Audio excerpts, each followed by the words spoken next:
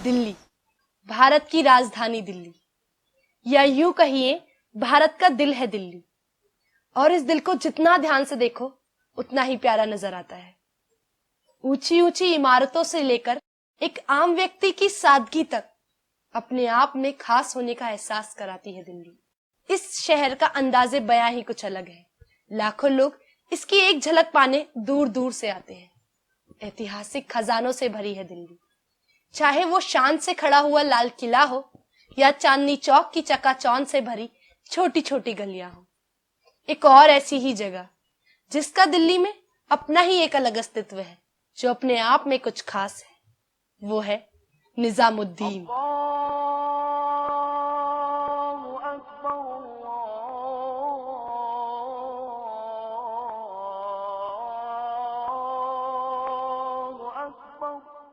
निजामुद्दीन का जिक्र आते ही सबसे पहली चीज जो हमें याद आती है वो है निजामुद्दीन का रेलवे स्टेशन।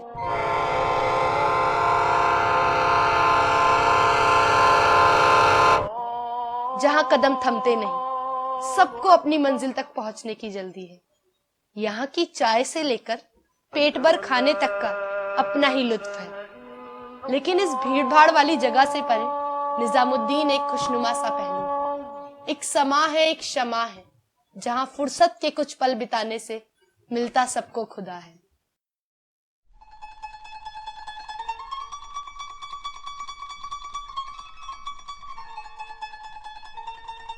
हम बात कर रहे हैं महबूबे इलाही हजरत शेख ख्वाजा सैयद मोहम्मद निजामुद्दीन औलिया की। हजरत निजामुद्दीन का मकबरा सूफी काल की एक पाक दरगाह है। औलिया साहब चिश्ती घराने के चौथे सूफी संत थे। कहा यह भी जाता है कि 1303 ईस्वी में इन्हीं के कहने पर मुगल सेना ने हमला रोक दिया था और इनके इसी पाक इरादों के कारण ये सभी धर्मों में लोकप्रिय हो गए। 92 वर्ष की आयु में औलिया साहब इस जहान से रुखसत हो गए और उसी वर्ष इनके मकबरे को बनाने की शुरुआत की गई और इसका नवीनीकरण 1562 तक होता रहा।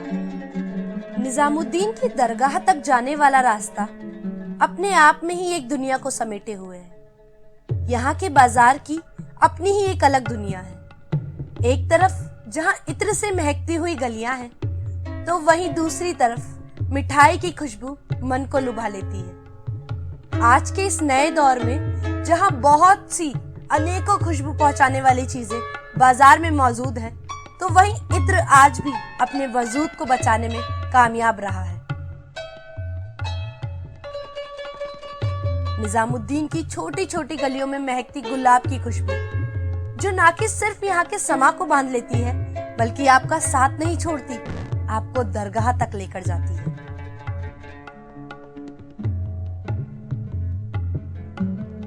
और आज निजामुद्दीन साहब की यह दरगाह दिल्ली की मशहूर दरगाहों में से एक है, जहां हजारों लोग इबादत करने आते हैं।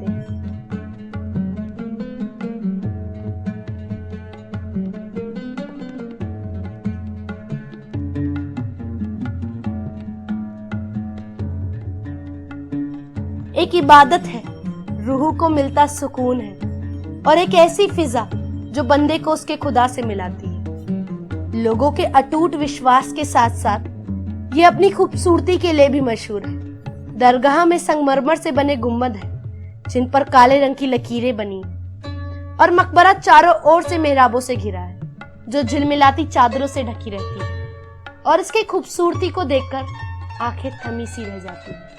कहा जाता है कि खुदा से की गई गुजारिश और मांगी हुई हर एक दुआ यहाँ कबूल होती है।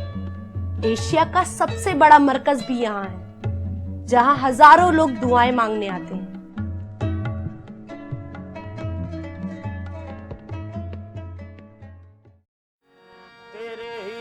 निजामुद्दीन साहब की दरगाह पर हजारों लोग अनेकों दुआएं मांगने आते हैं, लेकिन एक और खास वजह जो लोगों को यहाँ तक ले आती है, वो है दरगाह की कव्वाली। कुछ तो नशा है ऐसा तुझमें जो पीने से नहीं तुझे सुनने से चढ़ता है, और तुझे सुन कुछ इस कदर लिया है कि होश में रहने का होश किसे। अल्लाह अल्लाह अल्लाह अल्लाह अल्लाह।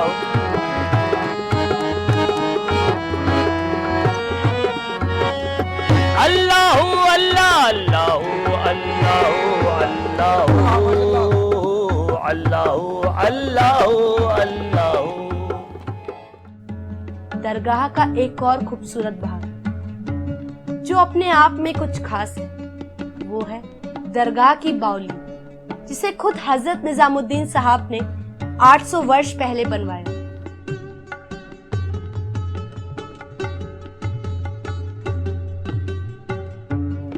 ये 160 फीट गहरी है और 14वीं शताब्दी की मशहूर वास्तुकला से बनाई गई। कहते हैं ये पानी घावों को भरने की शक्ति रखता है।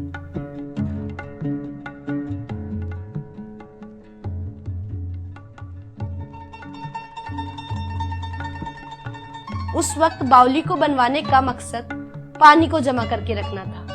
कहा यह भी जाता है कि औलिया साहब ने यहाँ के पानी से दिए जलाए थे और इस बावली को आज तक पाक बनाए रखने में यहाँ के आम नागरिकों का भी बहुत बड़ा योगदान है।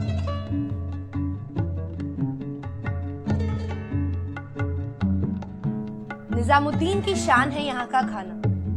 अगर हम बात करें यहाँ के लजीज खाने की तो बिरयानी और शीरमाल का जिक्र सबसे पहले आता है। यहाँ के खाने की पहचान है यहाँ के होटलों से, जो काफी पुराने समय से यहाँ चले आ रहे हैं। चाहे वो सन 1957 में बना हुसैनी होटल हो या 1913 में बना सबसे पहला करीम होटल।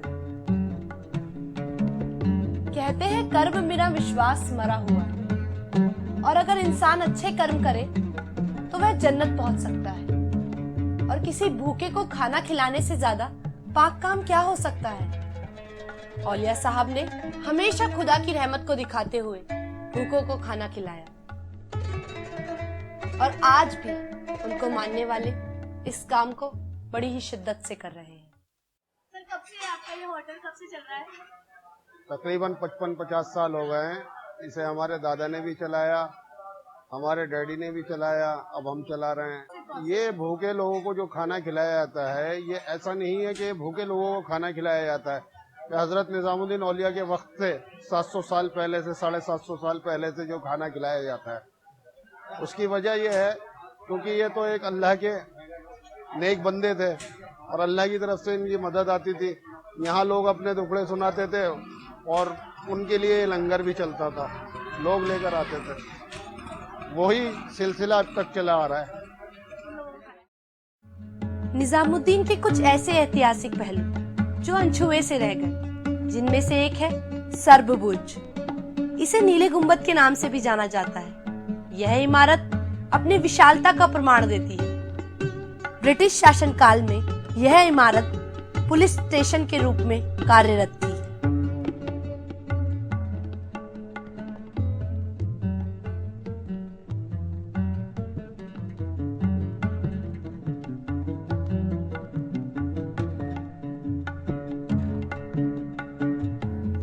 इतिहास गवाह रहा है कितनी ही शाही इमारतों का, जिन्हें ना जाने कितने प्यार करने वालों ने बनवाया। उन्हीं में से एक है हुमायूं का मकबरा।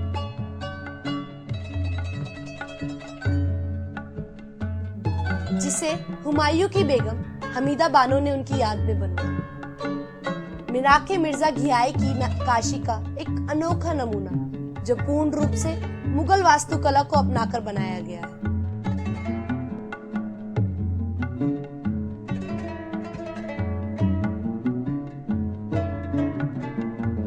सन 1559 में बना ये हुमायूं का मकबरा मुगल वास्तुकला का खूबसूरत नमूना है।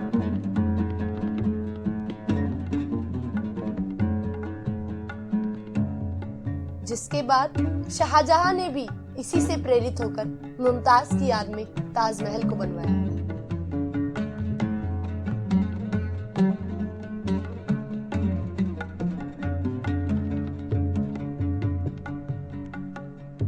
इसका विशाल रूप और खूबसूरत नक्काशियां यहाँ पर्यटकों को आने के लिए आकर्षित करती हैं।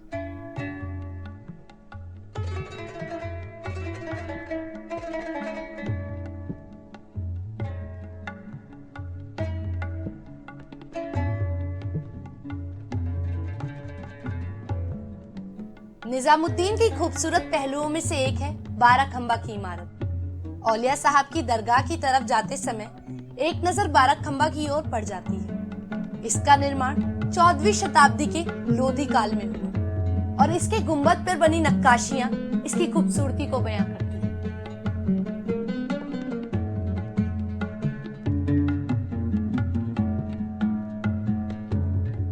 निजामुद्दीन का एक और अंश, जिसे उर्स महल के नाम से जाना जाता है। उर्स का मतलब ही है पुण्यतिथि को मनाना और हर वर्ष यहाँ औलिया साहब की पुण्यतिथि पर कवाली पेश कर उन्हें याद किया जाता है।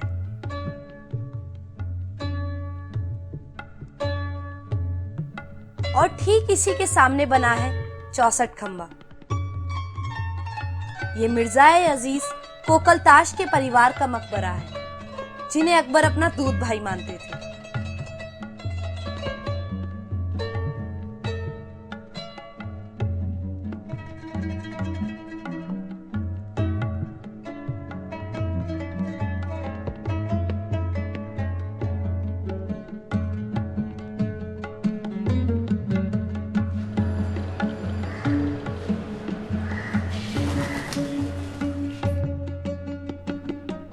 है दुनिया में सुखनवर और भी बहुत अच्छे, कहते हैं गालिब का अंदाज़े बयां ही कुछ और। ये पंक्तियां उर्दू और फारसी के महान शायर इज़्ज़ुद्दौला मिर्जा नूर, मिर्जा असद उल्लाह बेगम खां उर्फ गालिब की।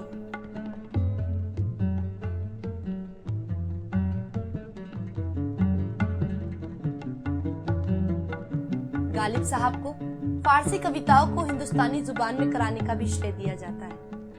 ना था तो कुछ खुदा था, कुछ ना होता तो खुदा होता, डुबोया उसने मुझको अगर खुद में ना होता, तो मैं क्या होता, तो मैं क्या होता। गालिब साहब मुगल काल के शासक बहादुर शाह जफर के दरबारी कवि भी रहे और आज भी गालिब की कुछ स्मृतियां यहाँ निजामुद्दीन की गालिब अकेडमी में मौजूद है।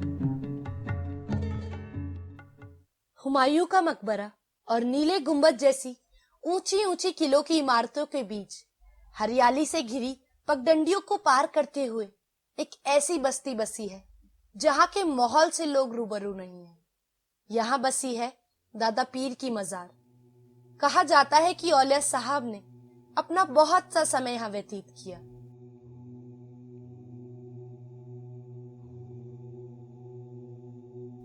और मजार के साथ साथ यहाँ भगवान शिव और बौद्ध धर्म के मानने वाले लोग भी रहते हैं। औलिया साहब की दरगाह पर जहाँ हजारों लोग दुआएं मांगने आते हैं, वहीं से कुछ दूरी पर बना है औलिया साहब का घर।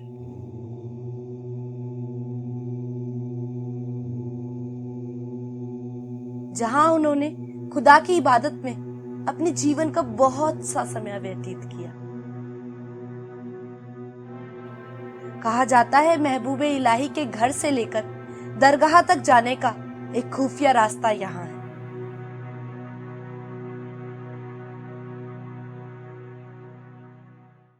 यहाँ हमको 30 साल हो गया इस जगह पर।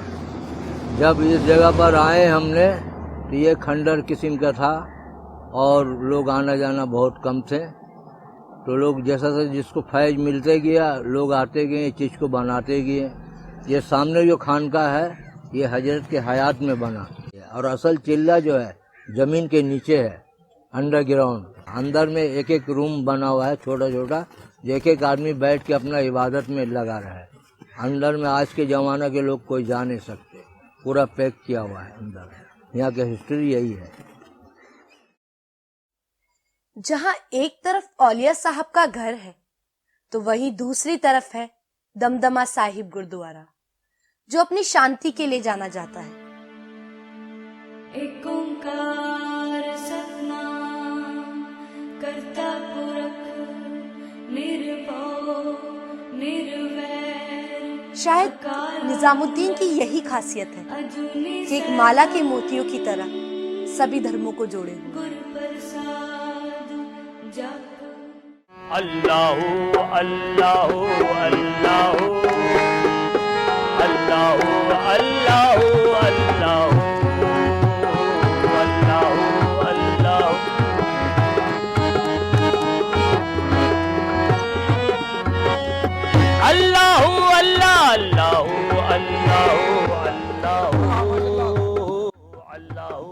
इतिहास गवा रहा है दिल्ली की ऐतिहासिक इमारतों का, जिन पर हजारों बार रोशनी डाली जा चुकी है। लेकिन वहीं दिल्ली के मध्य में बसे एक मशहूर इलाके के कुछ गुमनाम या यूं कहिए अनछुए पहलुओं को हमने एक छोटे से प्रयास में समेटने की कोशिश की है। यहाँ के खाने से लेकर मस्जिद, मकबरे, गुरुद्वारे सभी अपने आप में एक अलग छटा बिखेरते हैं। हमने प्रयास किया है कि निजामुद्दीन को न सिर्फ दरगाह, रेलवे स्टेशन या हुमायूं के मकबरे से जाना जाए, निजामुद्दीन के कई ऐसे भी पहलू हैं जिन्हें महत्व नहीं दिया गया, पर हमारी कोशिश से शायद ये सफल